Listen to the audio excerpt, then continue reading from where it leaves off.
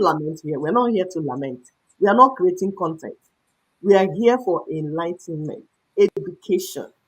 We will converse, we will talk to ourselves, reason together, see this is our problem and this is the solution. And then we move. It's as simple as that. It's not a big deal.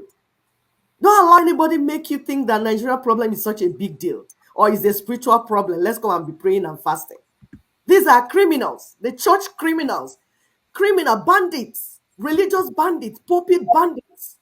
All of them, Koza, all of them. I hear one man apologizing for calling them out. We are calling them out. Koza, Love Embassy, Embassy, Christ Embassy. What's their names? Winners. All of them are criminals. They do not worship God, they worship Mammon. And we will not apologize because we are indigenous people. We don't have business with your stupid religion. All you care about is how to defraud our people and steal from them. You think we will apologize to you? For what? Who are you? Who do you think you are? All your institutions will go down because we're going to move our people from the nonsense like they're doing. He said, Only truth will deliver our people, and our people are getting the truth. So you better go and start looking for a job. You pastors, better go and look for another job to do because those things that you've been doing will go down. They will go down. Let's listen to this man because we know some reverends are actually reverend, they're human beings, but the criminals are the ones we are talking about. The truthful ones are speaking truth, but the criminals that benefit from the death and sorrow and the pain of our people. We are not apologizing to you. We are not mixing our words. You're going down. Let's listen, please. So, what are our shared core values? If you ask the Americans, they talk of life, liberty, and the pursuit of happiness. We don't have one. And it is when we begin to identify our shared core values that we begin to build a nation. What we have right now is a state held together at gunpoint. And when the state begins to oppress the citizen, there will be cries of marginalization, there will be secessionist and separatist agitation, there will be insecurity. Now we have set up Nigeria to be a place where the state is more powerful than the citizen, and the state is oppressive. We need to retrace our steps. Quite often, Nigerians ask, which is the way forward? And I say, if you are moving in the wrong direction, you shouldn't be going forward. You should make a U-turn. God help us.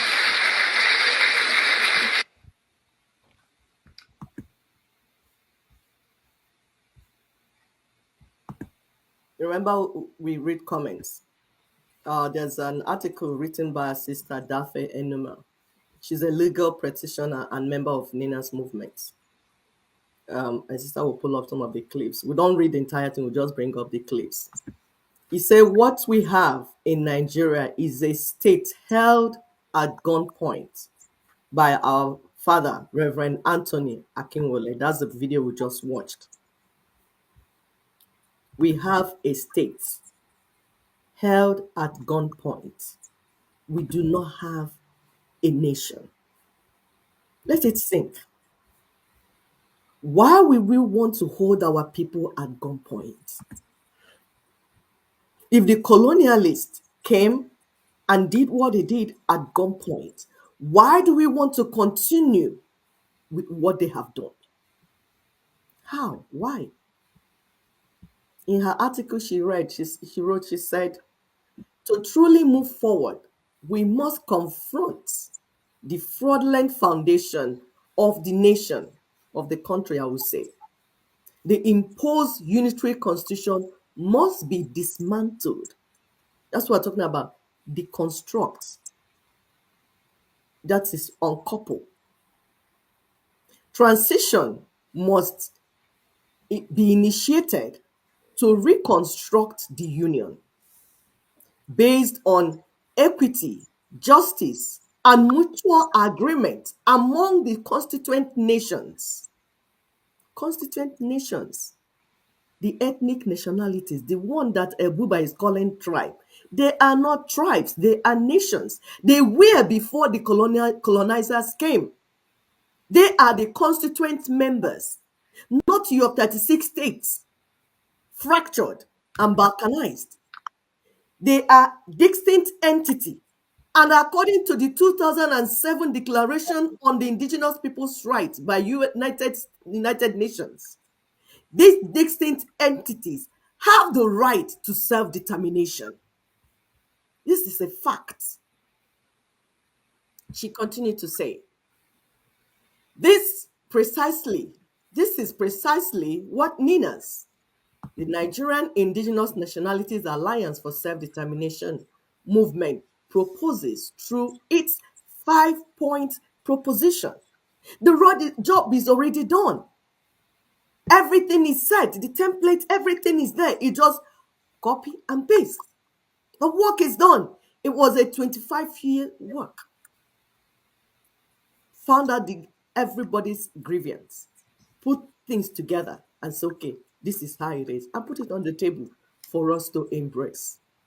Until this happens, Dafe continued to write, until this happens, the daily experiences of Nigerians, including the fervent prayers of Christians, fervent, I would say in quotes, because those are the criminal prayers, they don't even pass the roof, including the fervent prayers of Christians, so-called, we continue to be met with calamity after calamity because it does not work. It's a hypocritical prayer.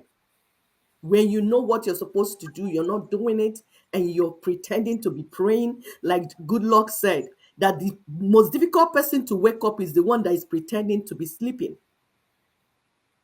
She said, peace and wisdom will remain elusive.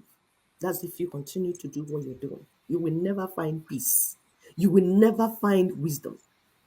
He said, Nigeria, under the current structure, we continue to burn until the truth is acknowledged and acted upon. So it's not just to acknowledge. Remember one of our shows, we said the knowledge that will set you free is the knowledge that you are acting on. Not just to know. When you know, then you act on it. That is what will set you free.